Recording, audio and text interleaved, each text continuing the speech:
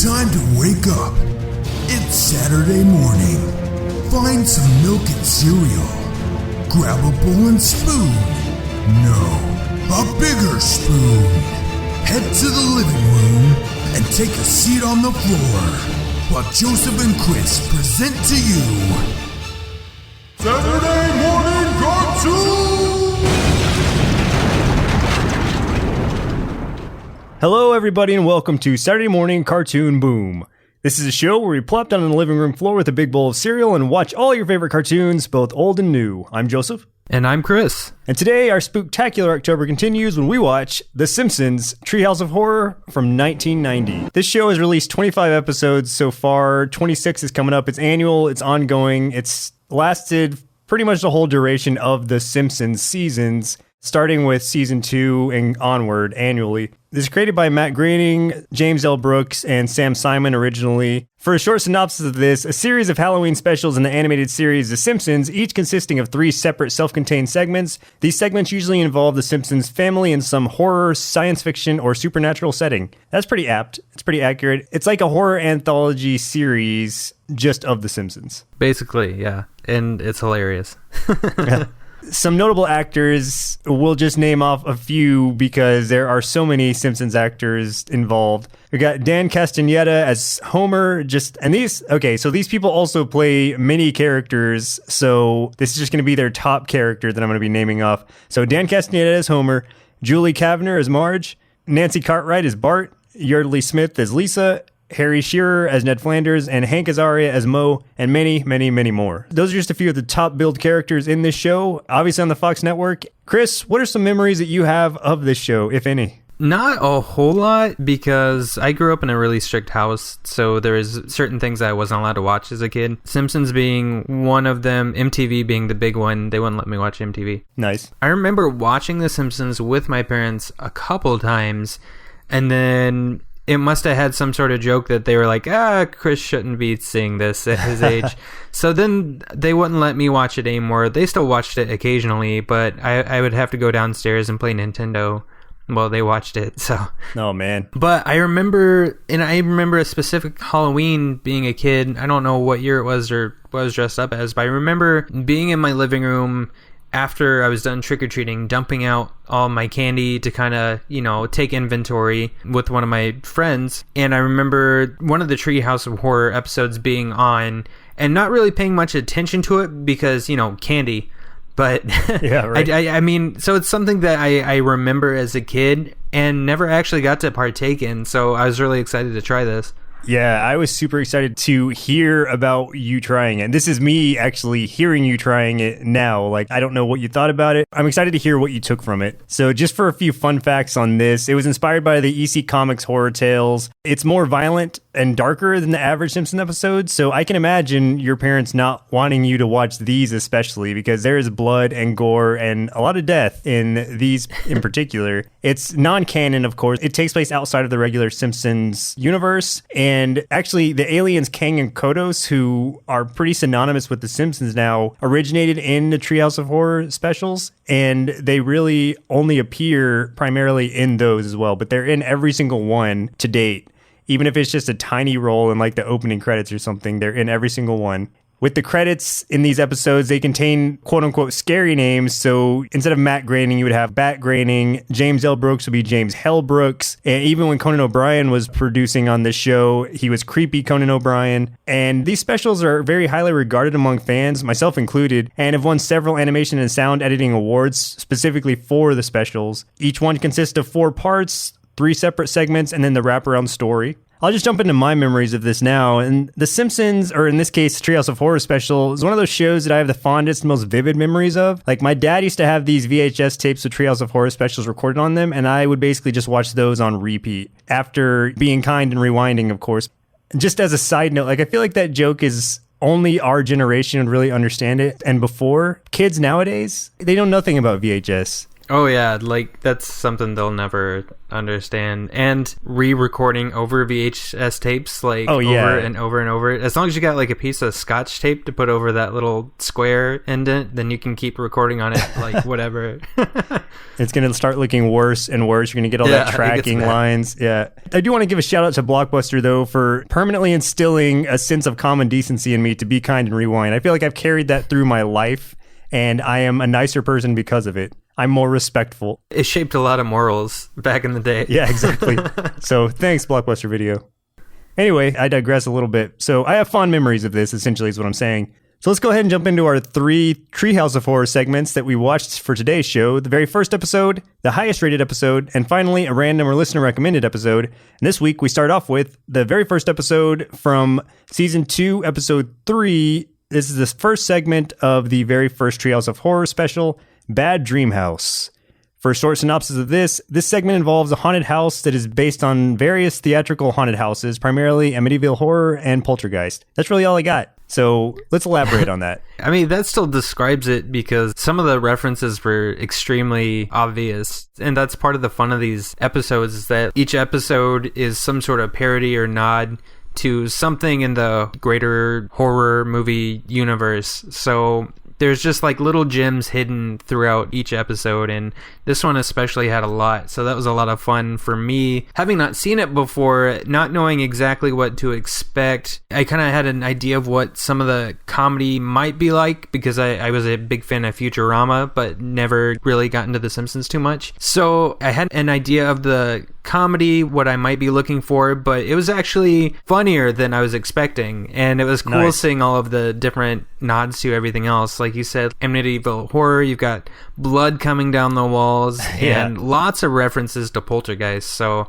that was a lot of fun. And this actually, just to go back a little bit to the wraparound of this particular Treehouse of Horror, this is the only one that actually used a treehouse setting. So it kind of set the bar for everything else, where it starts off with the wraparound story of Bart and Lisa telling each other scary stories in the treehouse. But this house is one that it speaks to the Simpsons. They find it for a real cheap price, so they move in, and the house is telling them, get out, and things like that. Just trying to scare them out of the residence. Like you said, there's the bleeding walls, there's flying objects. The bleeding walls is one of my favorites because Marge walks into the kitchen and there's blood just dripping down the walls, and she's not even that concerned. She's just like, oh, this place needs a woman's touch. I just thought that's just absolutely hilarious. It really ramps up when the Simpsons are all trying to kill each other at a certain point, where everyone's got a knife or an axe or something and is chanting that die, die, everybody die. And they're just laughing maniacally. And Marge, still being the voice of reason, is the one that has to come out and round everybody up, bring everybody back to their senses. One of the best parts of that scene was, so they were all sleeping, and the house is kind of getting in everybody's head, telling them, you know, you got to go kill the others, blah, blah, blah. Kind of brainwashing them. Each of them picks up knives and goes downstairs to try to kill each other. Except Marge instead goes into the kitchen and starts making a sandwich. Oh, another great part about that, like getting in their heads in bed, like you were saying, is when he's talking to Bart. The house is talking to Bart, and he's like, are you my conscience? And the house is like, yes, I am. Yes, I am. That was good. I did enjoy the vortex joke also, which was kind of towards the beginning. It was in the kitchen. There's this vortex in the wall of the kitchen, and Marge is just like, hey, Homer, can you take a look at this? And they're looking at it, and he's like, oh, cool. And he like throws an orange through it, and it gets sucked in. Then this wadded piece of paper shoots out, and it says something to the effect of, please don't throw your trash in here, or something like that. What ends up happening, and just this is direct tie back to Poltergeist, is their house is built on an ancient Indian burial ground. Right. So eventually the house is doing everything it can to get rid of them or have them killed, and Marge has had enough. So Marge kind of steps up and puts the house in its place, starts yelling at it, you know, telling it to basically be nice. and that they're there to stay, so they need to get along, things like that. And then the house just immediately, he's like, oh, okay, and kind of backs down, and he's a little sad about it. And then the kids kind of see their opening, so Bart and Lisa are kind of telling the house what to do. Bart's like, make the walls bleed again, and No. just kind of bossing it around and stuff, which was really funny. It was a nice like turn with the script there. Yeah, the power switched really quick, and the house is like, I need a second to think about this. And so the Simpsons leave for just a second, and he's like, live with the Simpsons? What choice do I have? You just see it implode on itself and basically get sucked into its own vortex. So that's how Poltergeist ended, didn't it? Like, it kind of imploded in on itself, sort of. Yeah. Right. I think that was a really good way to end the episode. Yeah, it was perfect.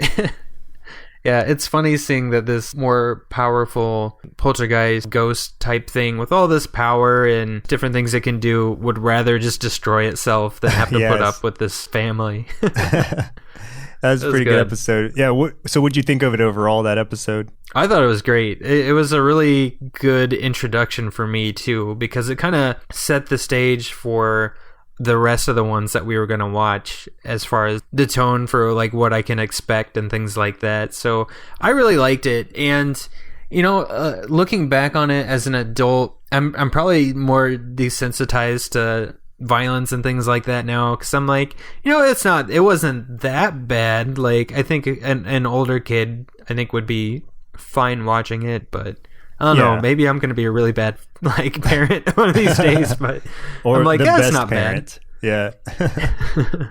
Well, I guess let's jump over to our next episode, the second one we watched, which was Time and Punishment. This is from Treehouse of Horror number 5, which is season 6, episode 6. This is the second segment of this Treehouse of Horror. For a short synopsis, Homer repeatedly travels back in time and alters the future. Upon failing to restore the future, he settles for a reality close to his own. I mean, that really tells the whole story, but there's so much about this episode that's to love. And overall, Treehouse of Horror 5 is the best rated Treehouse all around. All of the episodes were rated really well, so it was kind of tough to pick the one to single out. But I noticed a lot of positive attention around Time and Punishment, so I figured I'd bring this one to the table to show you.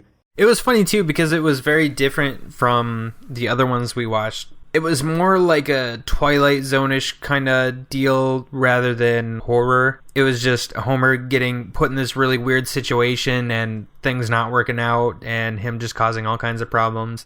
Yeah, it wasn't what I was expecting. I was expecting like creepy stuff, but this surprised me in a good way because it was really enjoyable. The story was funny, and I love the way it starts out with they're just having a talk at the kitchen table, and all of a sudden, Lisa... I don't remember as Bart Lisa, there's like, Dad, your hand's in the toaster. And he just starts freaking out and he's waving his arm and trying to get it off. And he falls down and gets it off, but then they're just like, right off the bat, your hand's in the toaster again. Yeah, he does the same thing. He puts his back up against the fridge and just slides down the fridge, relieved, and it's in there again, and just waving around, breaks the toaster. Instead of just pulling his hand out, he just has to smash it. So the opening is him doing that and then having to fix a toaster, but in doing so, he accidentally creates a time machine of sorts that is really the plot of this whole episode. Turns the toaster into a time machine, sucks him in, and one thing that I enjoyed was as he's kind of falling through the time stream, he runs into Mr. Peabody and Sherman, who are also in the time stream. You know, younger listeners probably don't know what that is. I think they did like some sort of remake of that recently, but if you don't know, it was basically like a boy who was Sherman and his dog, Mr. Peabody, who was extremely intelligent, and they would time travel and just get into all kinds of mix-ups. So they see them in there, and I remember Sherman said something to Homer, and Mr. Peabody's just like, quiet, you. Yeah, I thought that was pretty funny. I like the idea of Mr. Peabody being kind of a jerk to Sherman. That's good. Yeah. In this episode, his first interruption of time is coming back to his time period, and then it being a dystopian future where Flanders rules the world. That was really funny too. And a great part of that is where he's running from the dogs, and he's like, all right, I've got these sausages, and the obvious thing would be to throw it back to the dogs, but instead he's just like, I'm going to eat them to give me the energy to escape these dogs. But it does work though. He eats the sausages and speeds up and gets away from them and back into the house. I enjoy those kind of subtle jokes involving Homer because it shows you how much of a moron he is. Definitely. They had this thing going on in that time period too called Re-Education, where they were basically performing like little lobotomies on everybody who wasn't obeying the rules. But then they would give you the little piece they took out in a little jar so you could keep it. Nice little souvenir. Anybody who was being a negative Nelly. Yeah, that was it. A negative Nelly. So he gets back and decides to go back in time and try to fix what he did by going back again but doing nothing, and it doesn't work out. He tries to do nothing, and then in trying to step over everything, he trips. Or no, does he sit down on... I think he gets scared by a dinosaur, I think. I think the T-Rex pops out of the trees. He gets scared. You're right, yeah. Trips, and then as he's falling, there's this little fish, the first step in evolution basically, crawling out of the water on its fins, starting to walk, and he like lands right on it and smashes it. Yeah, mustn't squish, mustn't touch, made it, and then falls down on it. So that time he goes back to the present, and he's not there for very long this time, and everyone's a giant. Oh, right, yeah. And Bart and Lisa kind of open the house and see him in there, and they think he's like a bug or something. They're like trying to squish him. Yeah. They want to squish him. So then he has no choice but to go back in time one more time to see if he can fix it. Is this the one where he sneezes? Yes. This was my favorite one. Yeah. The T-Rex comes again and tries to eat him. Homer sneezes, and these dinosaurs are not used to this virus, so the T-Rex sneezes and then dies immediately, spreads to the next dinosaur. It's just a domino effect of dinosaurs dying, and right. Homer's just like, oh, this is going to cost me. Is that when... I just like I like how they did it, just each dinosaur sneezes and then just falls over dead. Yeah. Which was just really funny to see. It was hilarious. It was a great visual. Was this the one where he comes back and his family's dressed all nicely? They're all rich. Yeah. Yes, and they're rich. Patty and Zelma are dead. And and Homer is just like, Marge, dear, would you kindly pass me a donut? She has no idea what a donut is. And that just, he's freaking out because that to him is like his worst nightmare. So he runs back to the basement to travel back again. And then it starts raining. And this is a fantastic scene. And donuts are just falling from the sky. Yeah, Marge is like, oh, it's raining again. Yeah. Right after he goes back to the past again. So he had just missed basically what would be his ultimate dream. The perfect world, yeah. The perfect world. He gave it up. So he goes back so next time he goes back to the dinosaur period, he just starts destroying everything. Like he grabs a club and just starts crushing everything in sight because nothing else has worked out for him. And he's just furious. Yeah. And this is cool because it goes through where the house is transforming into all these different types of houses. Like you have a Flintstone type house, and then like a pioneer house. You have a shoe like in Mother Goose, and just various things. They're underwater at one point. And then it gets him to a point where he comes in and everything seems normal. They sit down to eat. The rest of the Simpsons have just a snake tongue come out when they're eating their food. Like, lizard tongues that like shoot out and grab the food and pull it into their mouth. But Homer's just like, you know what? Oh, well. He's done.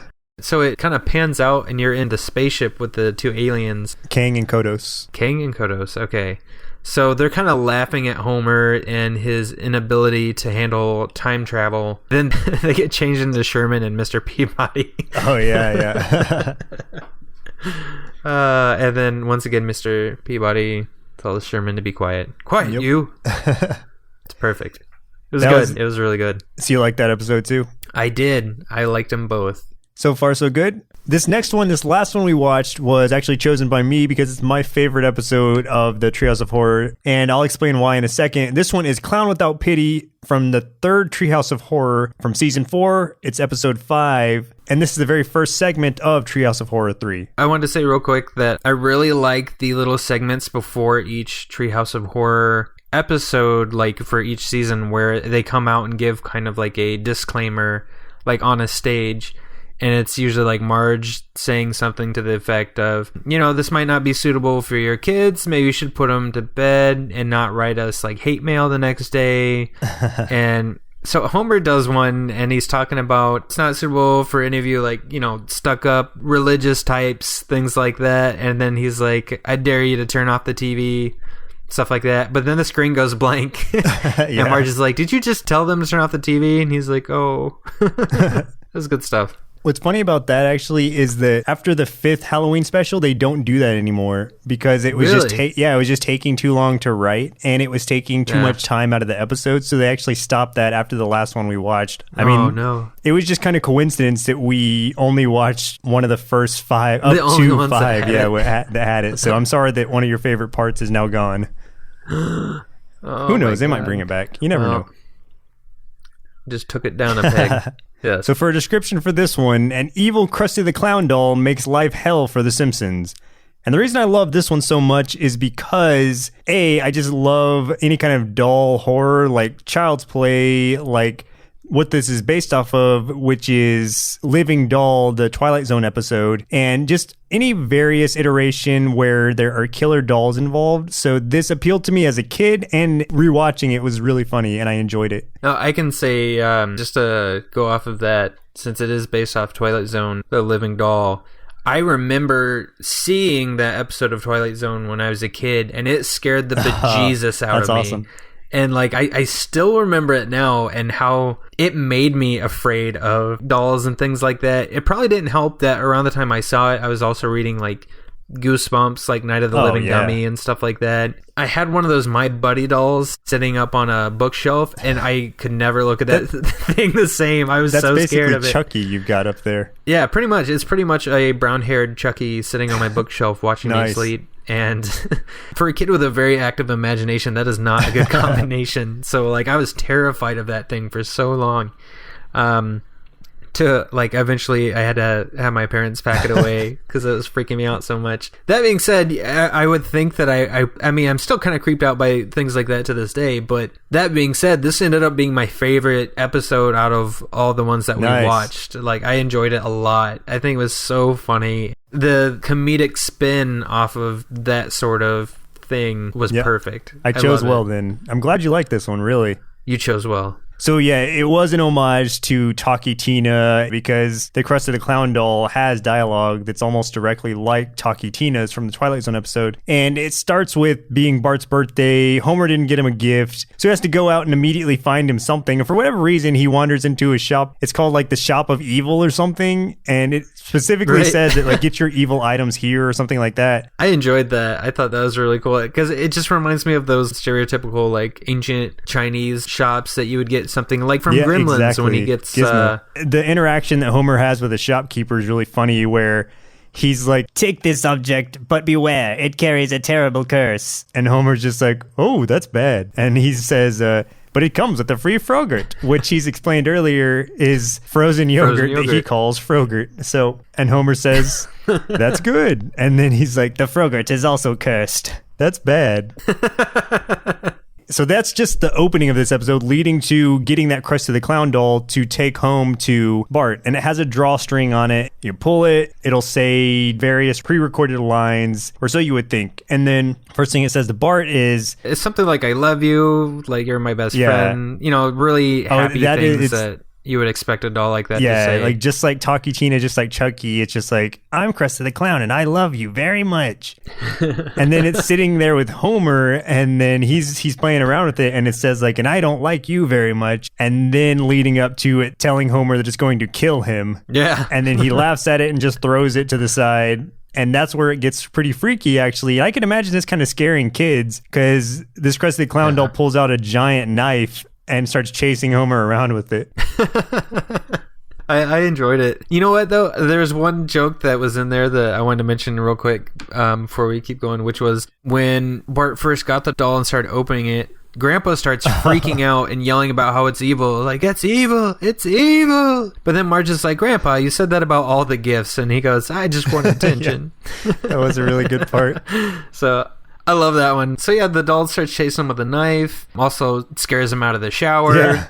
Like, just doing all kinds of stuff. Basically just torturing poor Homer. And then Homer tries to go drop it down in Bottomless Pit, but it follows him back out, straps itself to the bottom of his car, comes back home with him, and attacks him on his way out of the garage. And he's yelling to Marge, like, Marge, look, clown's trying to kill me and the toaster's been laughing at me. I like that. Like, I don't know where the toaster thing came from, but I appreciate that. I thought that was pretty funny. The toaster's been laughing at me.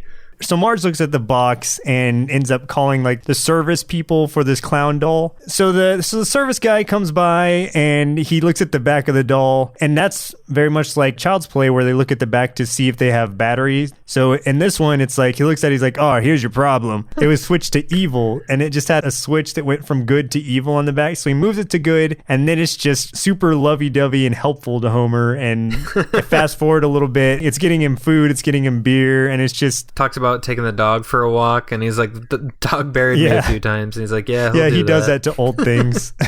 The way that it ends is kind of funny, where he goes home to his basically toy wife that is a Malibu Stacy doll in Lisa's room in the like that playhouse, the dollhouse, and essentially starts telling her about his day and how Homer's working him like a slave and things like that. Oh yeah, made him give him a sponge bath.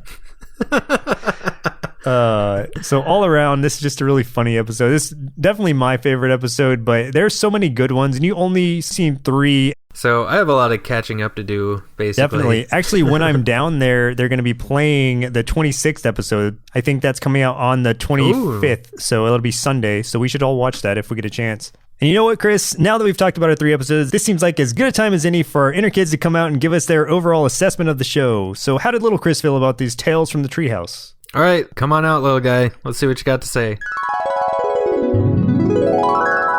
My mommy and daddy said I can't watch Simpsons, but I did anyway. It was funny, and I like the clown because he's funny, and I like toys.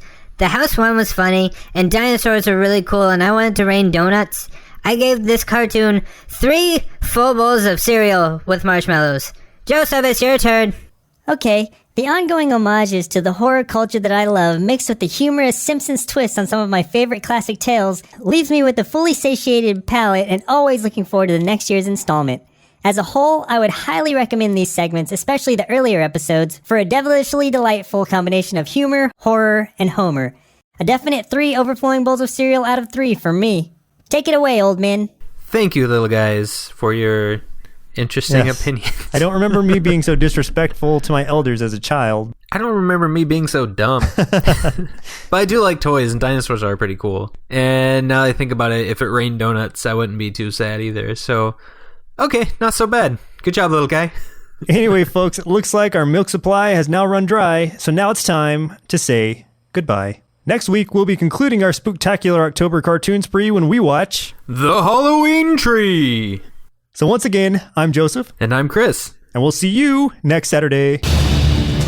Thanks everyone for listening. If you like what you heard, please give us a 5-star rating on iTunes. Definitely reach out and let us know what cartoon you'd like us to cover, along with some of your favorite episodes so we can feature them on our show. You can make a request, see the current request list, or speak with the show host by visiting the Cartoon Boom subreddit. You can also connect with our network by visiting nerdsloth.com or searching for Nerdsloth on Facebook, Instagram, Twitter, and YouTube.